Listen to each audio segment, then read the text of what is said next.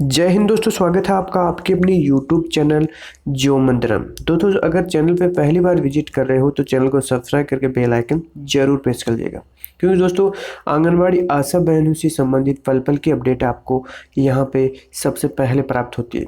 आप अगर सच्ची खबरें पाना चाहते हो दोस्तों, सभी राज्यों की सच्ची खबरें पाने के लिए हमारे चैनल को सब्सक्राइब करके बेल आइकन जरूर प्रेस कर लीजिएगा। तो दोस्तों, आज हो गए 23 अप्रैल 2019। आज की मुख्य मुख्य खबरें हैं। स्मार्टफोन वितरित होना शुरू हो गया। बजट में 20,000 रुपये प्रति माह देने की बात भी बोली गई है और पेंशन के बारे में भी बोला गया है और मानदेय बढ़ोतरी तथा स्थायीकरण से संबंधित सारी खबरें इस वीडियो में हम डिस्कस करने वाले हैं। तो वीडियो को लास्ट तक जरूर देखना और आप कमेंट करना बिल्कुल मत भूलिएगा। आपको कोई भी डाउट हो, कोई भी अगर कुछ भी पूछना हो तो कमेंट करके आप पूछ सकते हो। उससे पहले आपको अपने राज्य का नाम और वो भी कमेंट करना पड़ेगा और उसके बाद में आप किस पद पे कार्यरत हो वो भी कमेंट करके मेरे को बताएगा। उसके बाद में आपकी जो भी परेशानी है, जो भी आपको डिमांड है, वो भी कमेंट करके पूछ सकते हो। तो दोस्तों, देखते हैं बिना वक्त गवाए। आंगनबाड़ी केंद्रों पर होगा THR का वितरण। प्रखंड क्षेत्र में आंगनबाड़ी केंद्रों पर सोमवार के दिन 12 बजे से 4 बजे तक टेक होम राशन का वितरण किया जाना है। प्रखंड क्षेत्र के आंगनबाड़ी केंद्रों पर सोमवार के दिन 12 से 4 बजे तक टेक होम राशन का वितरण किया जाना है, जिससे जिला कृषि पदाधिकारी का विशेष दिशा निर्देश भी प्राप्त हो चुका है। रूपाली के प्रखंड विकास अधिकारी एवं सीओ को भी सही रूप से वितरण कराने की जिम्मेदारी दी गई है। इससे क्या प्रखंड क्षेत्र में 206 आंगनबाड़ी केंद्रों पर THR का वितरण किया जाएगा, जिससे गर्भवती व धात्री महिलाओं को हर एक केंद्र पर THR के दिन अंडा वितरण करने की योजना भी बनाई गई है, जिसे प्रखंड क्षेत्र में सभी आंगनबाड़ी केंद्रों पर THR को लेकर टेक होम राशन उपलब्ध करा दिया जाएगा। और प्रशासन के द्वारा दिशा निर्देश भी दिया गया है कि अगर 22 अप्रैल के दिन THR वितरण नहीं होगा तो उन पर विधि सम्मत कार्रवाई भी की जानी है। जबकि प्रखंड क्षेत्र में सभी केंद्रों पर पोषाहार की राशि नहीं भेजी गई है और जो सेवकाओं के द्वारा लापरवाही की गई है और समय पर रिपोर्ट नहीं जमा करने के कारण विभाग द्वारा पोषाहार की राशि भी रोक दी गई है।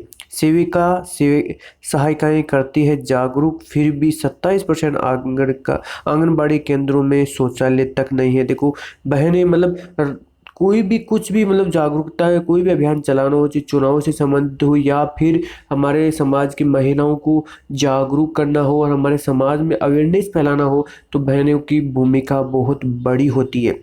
लेकिन सरकार ये बात सोचती नहीं है। सरकार को सोचना चाहिए, क्योंकि 27% आंगनबाड़ी केंद्र अभी भी ऐसे हैं जहां पे शौचालय तक नहीं है। ऐसी फैसिलिटी को सरकार को सोचना चाहिए। कम से कम जो बेसिक रिक्वायरमेंट है एक केंद्र की, वो सरकार को बनानी चाहिए और बहनों की जो आवाज़ है वो सुननी चाहिए। मानदेय और स्थायीकरण कोई भी अगर उनकी डिमांड है, वो जायज़ डिमांड है, वो सरकार को माननी भी चाहिए। तो देख सकते हो आप, ये 27% आंगनबाड़ी केंद्र हैं वहाँ पे शौचालय तक नहीं है। तो ये सिवान डिस्ट्रिक्ट बिहार की न्यूज़ है, आप देख सकते हो। जिले में करीब 27% आंगनबाड़ी केंद्र शौचालय विहीन है। इन केंद्रों को शौचालय नहीं है, इससे बच्चों से सेविका सहायिकाओं को काफ़ी परेशानियों का सामना करना पड़ रहा है। जिले के 19 प्रखंडों में कुल 2912 आंगनबाड़ी केंद्र संचालित किए जा रहे हैं। इसमें से महज 2153 केंद्रों में शौचालय की सुविधा है और 759 केंद्रों में शौचालय तक नहीं है। जिले में आंगनबाड़ी केंद्रों के पास 448 अपना भवन है, जिससे मात्र 238 केंद्रों पर ही शौचालय बने हुए हैं। किराए पर भवन लेकर 1804 केंद्रों पर चलाए जा रहे हैं, जिससे 1565 केंद्रों पर शौचालय बने हुए हैं और सरकारी स्कूल में 320 केंद्र चलते हैं, जिससे 300 केंद्रों पर शौचालय उपलब्ध है। अन्य सरकारी भवनों में कुल 340 केंद्र चलाए जा रहे हैं, जिससे मात्र 50 केंद्रों पर शौचालय की सुविधा है उपलब्ध है। कि जिले में कुल 759 केंद्र शौचालय विहीन है, जबकि सेविका सहायिकाओं पर भी समाज में जागरूकता लाने की जिम्मेदारी थी। घर घर शौचालय बनवाने के लिए सरकार ने कई तरह के अभियान भी चलाए। आंगनबाड़ी में शौचालय नहीं होना दुर्भाग्यपूर्ण है। 463 आंगनबाड़ी केंद्रों पर पीने की पानी की भटकते रहते हैं बच्चे। सिवान एक आंगनबाड़ी केंद्र में मौजूद थे बच्चे, समय से पहले घर चले जाते हैं बच्चे। जिले में 463 आंगनबाड़ी केंद्रों में बच्चों के लिए शुद्ध पेय जल की व्यवस्था की नहीं की गई है और 2912 केंद्रों में से महज 2449 केंद्रों पर ही शुद्ध पेयजल की व्यवस्था है। और जिले के विभिन्न केंद्रों पर पेयजल की सुविधा नहीं होने के बच्चों को पानी पीने के लिए इधर उधर भटकना पड़ता है इससे बच्चों का पठन पाठन का पोषण बनाने में समस्या होती है और छोटे बच्चों को पाने के लिए इधर उधर जाने में दुर्घटना सहित विभिन्न समस्याओं का भय भी बना रहता है। तो आप देख सकते हो केंद्रों की स्थिति, आंगनबाड़ी केंद्रों की संख्या 2912 है, उनमें केंद्रों में भवन है 448, किराए के भवन है ओनली 1804 और सरकारी स्कूल में 320, अन्य सरकारी भवन में 340 और शौचालय विहीन 759 और शौचालय विहीन केंद्र आपके रहेंगे 483। कैसे सफल होगा स्वच्छ भारत अभियान? वैसे बात बोली जाती है स्वच्छ भारत अभियान की, लेकिन अभी तक कितने आंगनबाड़ी के अंदर ऐसे 27% जहां पे शौचालय तक व्यवस्था नहीं है और नामांकित बच्चे कार्य सेविकाएं और सहायिकाएं शौच आदि के लिए खुले में जाना मजबूर है। इससे गंदगी फैलती है और बीमारियां भी पसरती है। शौचालय विहीन केंद्रों में शौचालय बनाने के लिए जिला प्रशासन की उचित कार्रवाई नहीं कर रहा है। पिछले कई वर्ष से केंद्रों में शौचालय नहीं है और प्रशासन द्वारा सेवकाओं से शौचालय विहीन केंद्रों की सूची की मांग भी की गई है, लेकिन बनवाने के लिए कोई ठोस कदम अभी तक नहीं उठाया गया है। बीजरी में आंगनबाड़ी केंद्रों को में मिले स्मार्टफोन वितरित होना स्टार्ट हो गए हिमाचल के अंदर और वहां पे आपको आंगनबाड़ी केंद्रों में गतिविधि पर नजर रखने के लिए आंगनबाड़ी कार्यकर्ताओं को हाईटेक किया जा रहा है। विकासखंड बीजरी के तहत 275 आंगनबाड़ी केंद्रों में स्मार्टफोन प्रदान किए गए हैं और अब आंगनबाड़ी कार्यकर्ताओं को रोजाना की गतिविधियों में जानकारी स्मार्टफोन पर अपलोड करनी है और बिजली न होने पर ये फ़ोन बंद हो सके उसके लिए आपको पावर बैंक भी दी जाएगी बहनों को लिए। और 22 अप्रैल से प्रशिक्षण भी स्टार्ट होने जा रहा है।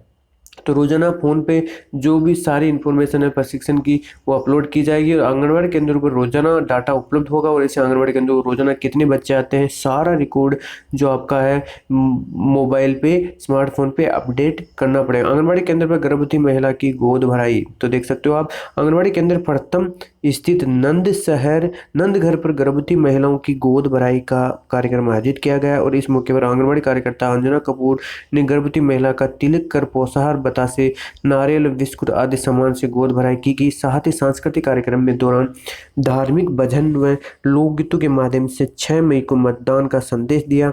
उन्होंने महिलाओं को महिला एवं बाल विकास विभाग के तहत गर्भवती महिला किशोरी बालिका शिशुओं की स्वास्थ्य जांच और टीकाकरण से अवगत कराया। इस अवसर पर लुपिन के मनफुल सैनी, कपूर चंद, मीरा देवी आदि भी वहां पे बहनें मौजूद थी। वाहन के अभाव में आंगनबाड़ी केंद्रों की नहीं हो पाती है जांच, तो देख सकते हो ये संत कबीर नगर की न्यूज है। केवल एक सीडीपीओ के पास गाड़ी है, बाकी 9 सीडीपीओ पैदल है। वाहन के अभाव में ये अधिकारी अपने क्षेत्र के केंद्रों की जांच तक नहीं कर पाते हैं और इससे विभागीय योजनाओं के क्रियान्वयन पर बुरा असर पड़ता है। वो शासन ने पूरा तो नहीं लेकिन कुछ वाहनों के लिए बजट दिया था लेकिन इसका उपयोग नहीं किया गया। इससे यह राशि मार्च क्लोजिंग के समय शासन ने सरेंडर करनी पड़ी थी और यह स्थिति बाल विकास और पुष्टाहार विभाग की है।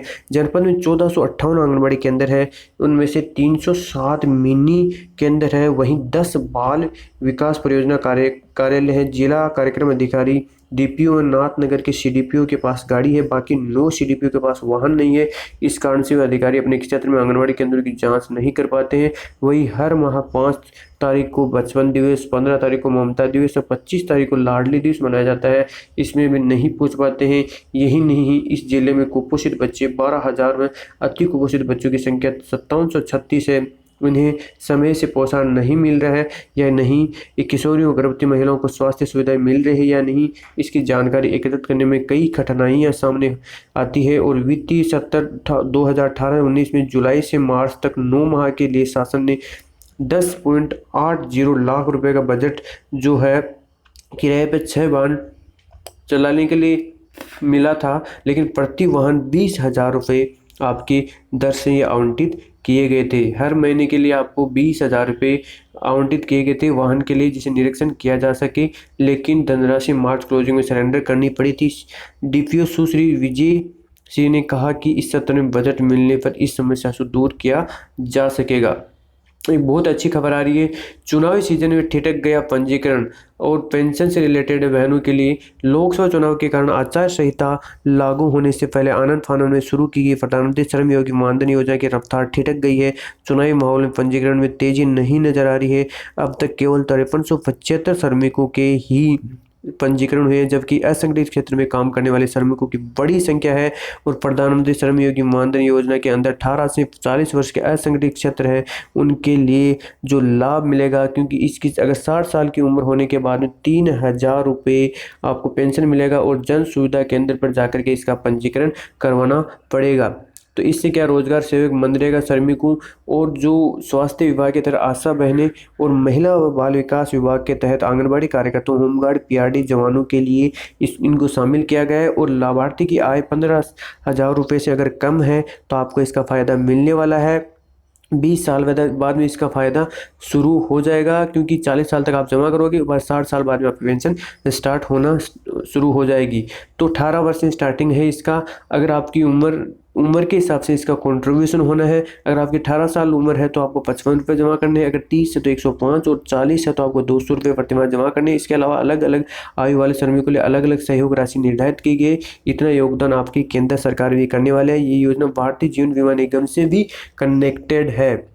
तो आपने देखा आज की मुख्य खबरें, बहुत बड़ी बड़ी घोषणाएं हुई है। स्मार्टफोन योजना, पेंशन से रिलेटेड, और जो वाहनों के लिए भी 20,000 रुपये तक देती है सरकार, लेकिन उनको काम में नहीं लिया जाता। उसके बाद में वित्तीय वर्ष खत्म होने के बाद में वापस इसको रिटर्न करना पड़ता है। तो ये थी आज की मुख्य खबरें। आंगनबाड़ी बहनों की से संबंधित सच्ची खबरें और पल पल के अपडेट पाने के लिए आप चैनल को सब्सक्राइब कर लीजिएगा और बेल आइकन जरूर प्रेस कर लीजिएगा। वीडियो देखने के लिए धन्यवाद। जय हिंद, जय भारत।